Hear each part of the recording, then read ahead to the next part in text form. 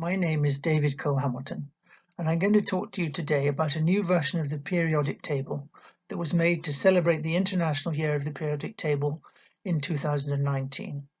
The people involved in making this periodic table are shown on the right of this slide, and Suzanne Issa from Print and Design in St Andrews was responsible for all the artwork. You may remember the periodic table from when you were at school as a white sheet at the back of some chemistry classroom covered in a grid with some letters on it, probably smelt a bit, and you may wonder why I need to make a new version. Here's what the periodic table looks like now.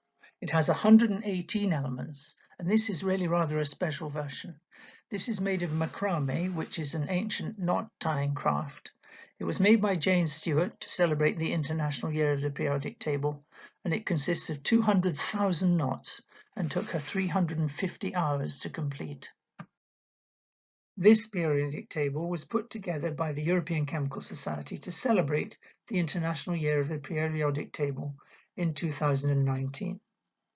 It looks rather different from any periodic table you've ever seen, and it was designed to go into schools and have a visual impact. It also carries a number of very important messages, and the first is in the title, the 90 natural elements that make up everything. It's an amazing thought that our whole beautiful and diverse world is made up from combinations of these different elements. Only 90, there are only 90 building blocks, so we really have to look after them. The area occupied by each element represents its abundance in the Earth's crust and in the atmosphere. And the colour represents what we're doing to the elements. If you have a phone and you use it and you throw it away, all of those elements in that phone are lost to us. They get dispersed around the world. They're still in the world, but they're difficult to get hold of. The ones in red, there was a serious threat that they will disappear within the next 100 years, and in some cases much less than 100 years. In the orange, it's a rising threat as we increase use, and there's a limited availability of the yellow ones. The green ones, they're either recycled in nature or there's lots of them about. You'll notice that 4 of the elements, tantalum, tungsten, gold and tin, have a dark grey shading. This means that they can come from conflict minerals.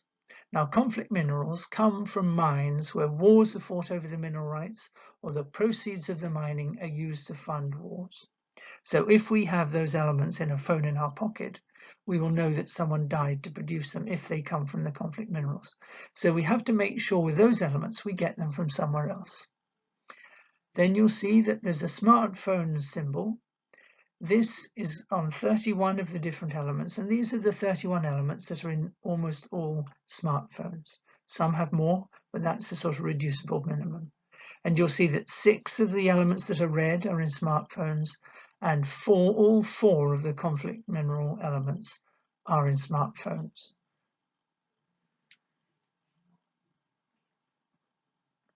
Smartphones are the absolutely archetypal use and discard technology. You buy one, you use it, you replace it. And what happens to it after that? Well, we'll discuss that in a minute, but let's look at some of the elements that occur in smartphones. Indium is used in every touch screen.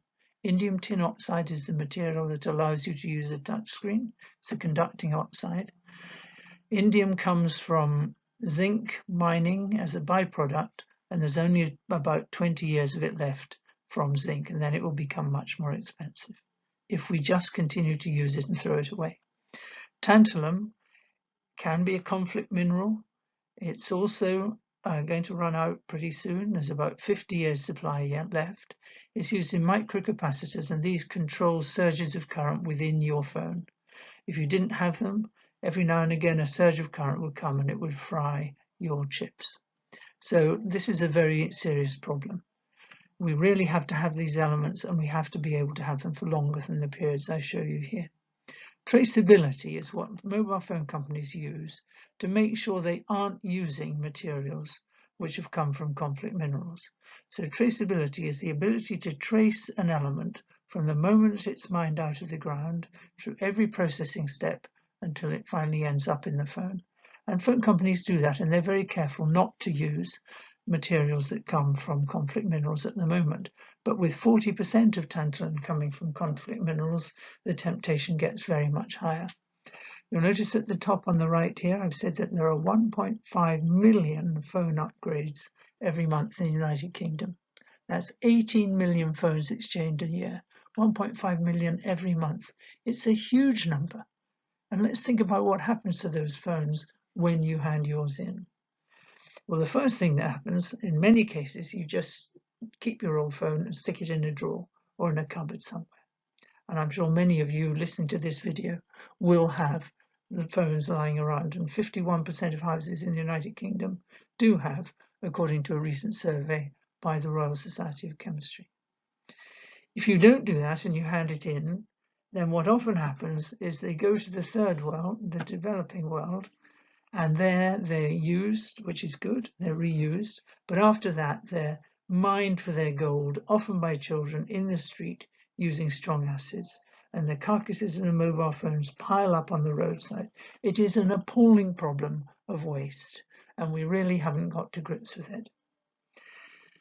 We should be able to change our phones. We should have modular parts so that when say the battery runs down, you should be able to change it easily. Now, currently, many mobile phone manufacturers make it very, very difficult to exchange parts. And this is because they want to sell more phones. They use special screwdrivers, special glues, making it difficult to change a battery or a screen or a chip or any part of the phone. There are some, like this fair phone in the picture, which can be repaired. And we do need to go to that technology. We need to go to repairing mobile phones. When you know all this, can you really justify changing your phone every 2 to 3 years? Think about that. You don't need a new phone when you get that phone call saying you've got a new phone, please come and get it, your contract's you do an upgrade. If you don't get it, you can get a much cheaper contract, a SIM-only contract, and you can save those elements that are within it. So what do we need to do is we need to go to what we call a circular economy. We need to reduce the amount we use them by changing our phones less often. We need to repair them when they break down. When we really don't want them anymore, we want to get somebody else to use them, maybe give them to a child or another relative or a friend that they can use them. When they're finally finished, we have to have facilities in place to be able to recycle these phones. Then I put replacement, and I mean that not replacing the phone, but replacing in the materials in the phone. So, for example, can indium tin oxide be replaced by a material which does the same job, but which doesn't really need to have the indium in it? So you use other elements, and there's an enormous amount of research going on trying to solve that problem. But there are some new grounds for hope. Very recently, the European Commission has decided it will introduce a right to repair, which means that phone companies will have to make their phones so that they can be repaired more easily by independent traders or even by individuals. Let's now look at helium, which is another element, and it's right at the top right-hand side of the periodic table as you look at it. It's very light, it's the second lightest element of all, but it's extremely important because it's used to cool the magnets in magnetic resonance imaging scanners. The problem is you have to have a superconductor, which is the magnet that you go into when you're having the scan, and that magnet, that superconductor, has to be cooled to below liquid helium temperature, and liquid helium is the only thing that can do it. Another use is in deep sea diving. If you breathe air deep down, then nitrogen dissolves in your blood. It comes out as bubbles. It causes the bends, nitrogen narcosis. You can die. By diluting part of the nitrogen out with helium, you can reduce that problem. And so helium is used in deep sea diving. The problem with helium is that once it's released into the atmosphere, as I say, it's very, very light and very stable. So it goes up and up and up and up till it gets to the edge of the atmosphere, and then it's lost into outer space forever. It's the only element we ever lose forever. And so this could be very serious if we're going to lose all the helium that we use. Now, fortunately, for deep sea diving, you can recycle the helium. Here's someone wearing a recycling suit. For MRI scanners, you can recycle helium as well. And here we see the recycling apparatus. I'm not going to explain it in detail.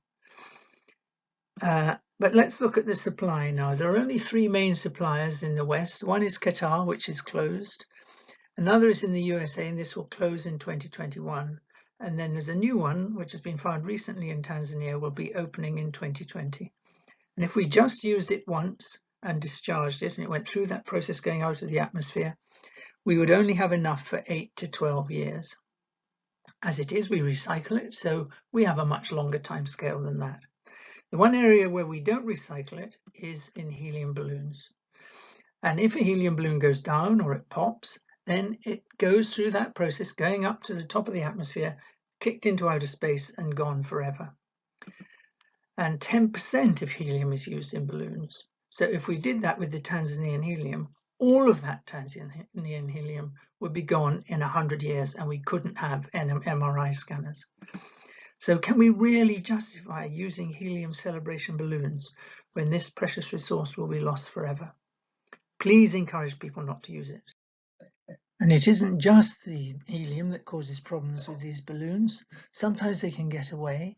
And in 2019, Network Rail reported there were 619 incidents where balloons got caught on the gantries or in the wires and had serious problems for the train network. Balloons are made of plastic. And plastic, when it gets away, if you release one, it can end up anywhere. And you'll see here's one that ended up on a beach in St. Andrews.